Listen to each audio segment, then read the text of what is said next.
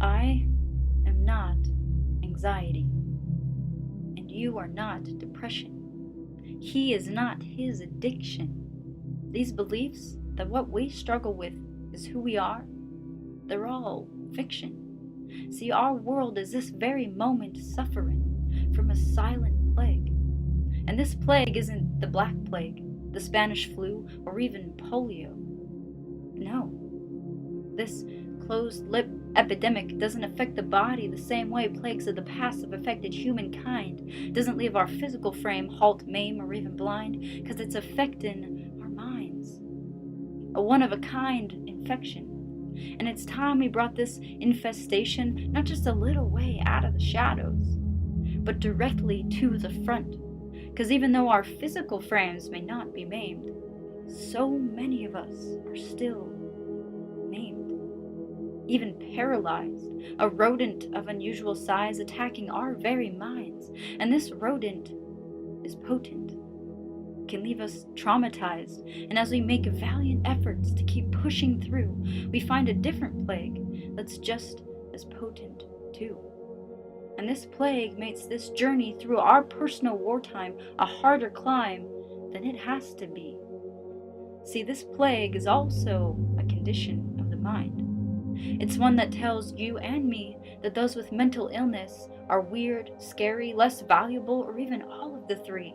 See, this plague is a stigma, and it's become so powerful that it's convinced many of us affected by it to disable ourselves.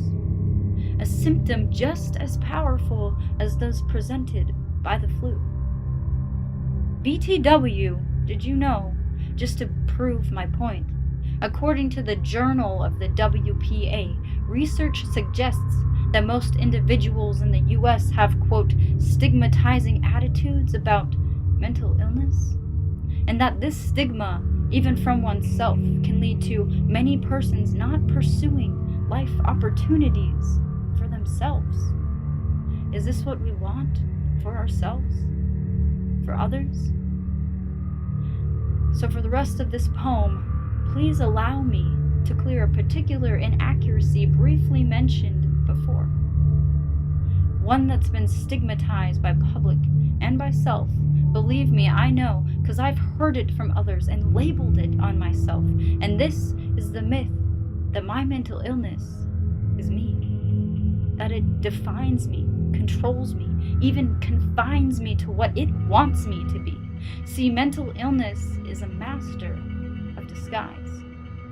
OCD luring you to believe that you are what it says you are. You'll do what it says you'll do. Let it control you. That you've reached your demise. Even that the sunrise won't shine another day for us to verify the dawn of a new day. Hope of a better way. A blessing on which we've always relied. Believe me, it has no shame in telling you a truckload of lies. And the lies it tells you, it's found a way of telling the world some of them too. Like this myth that your thoughts and feelings, they define you. But truth is, mental illness is simply like glue. Totally separate from the entity we know as you, but still sticks to, holding two pieces of paper, one called you and the other called imposter, so close together that they appear to be one another, live associated with each other. But this imposter may live in you, but it is not you. It's a disease. And when disease affects our body, sending antibodies to the front to hunt down foreign substances in our blood and help wipe out our cold, it's apparent this virus that we have is not us. Not even our distant relative. See, it has nothing to do with who and what we are. Simply a scar that can be healed. And see, because mental disease lies in the mind, it can be hard to separate, to set aside its symptoms from what's on the inside the soul. Something that mental illness once stole from me, or so it seemed. See, back then I believed the lies my mind was telling me, gave in to the stigma, caved into its traps that gifted me with a figurative slap, and they hurt. Told me that I didn't deserve happiness. Well, that's a load of crap. Please, don't ignore my plea.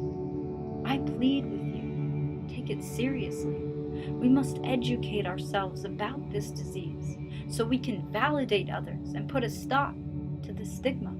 Taking time, making effort to understand it, and that includes those of us affected by this epidemic, to clean up so much of its drama, or else we could end up like Elsa, concealing, never feeling, and when it feels there's nowhere left to go, we run, up the mountain, into the snow, afraid of what we think we know about ourselves, creating shelves of lies, disguising the truth inside.